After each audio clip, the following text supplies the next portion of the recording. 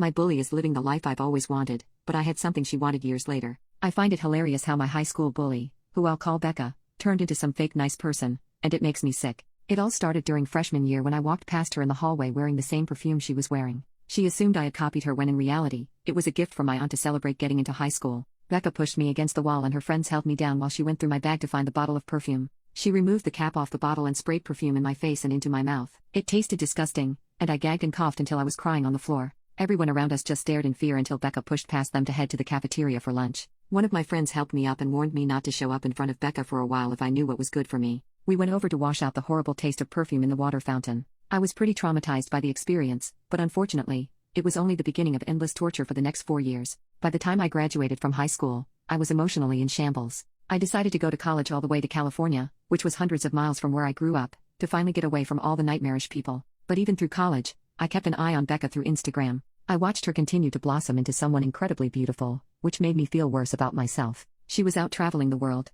partying, fine dining, basically everything that a girl could dream about. And I was here being an absolute overthinking, nervous wreck. But, as if to balance out all the bad luck, I ended up meeting my husband at the university's library. He was the first person I let into my life intimately since high school, and spending time with him really helped me heal. I began making friends and trying out things I never thought I'd ever like. I eventually blocked Becca's Instagram and focused on my nursing career and relationship. However, after several years of peace, it came to an end when Becca moved all the way to California and started working as a nurse at my husband's workplace. She acted all nice and excited to be a part of the team, but after a week, a few of the nurses noticed a bit of drama unfolding between other fellow nurses. She was spreading rumors and dividing friendships, just as she did in high school. And eventually, she was able to establish her own group of superior friends at the hospital. Becca and her new group of mean nurses acted quite horrible to a lot of patients.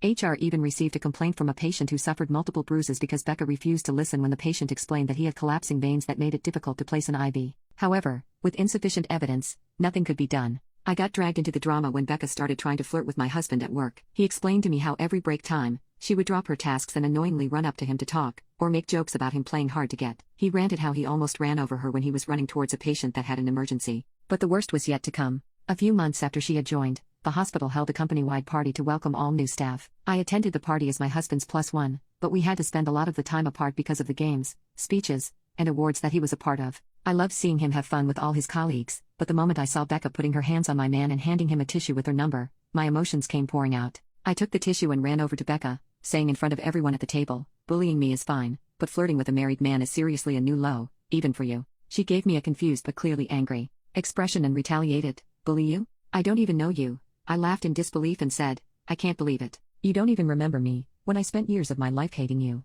and now you're here trying to make a mess of things again. It's pathetic." Her mouth hung open, and I took the opportunity to swiftly grab a drink and splash it into her open mouth, just like she sprayed the perfume in my mouth years ago. Before we could jump at each other, my husband and the other nurses pulled us away from each other. My husband and I left the party early, and the following day, he complained to the HR department about the situation. Rather than losing my husband, who was a valuable surgeon in the hospital, they decided to transfer Becca to a sister hospital to prevent any more issues. Unable to fight the decision, she instead voiced her complaints on social media, saying ridiculous things like, "It doesn't take much to be kind to someone." Now, she continues to wreak havoc elsewhere.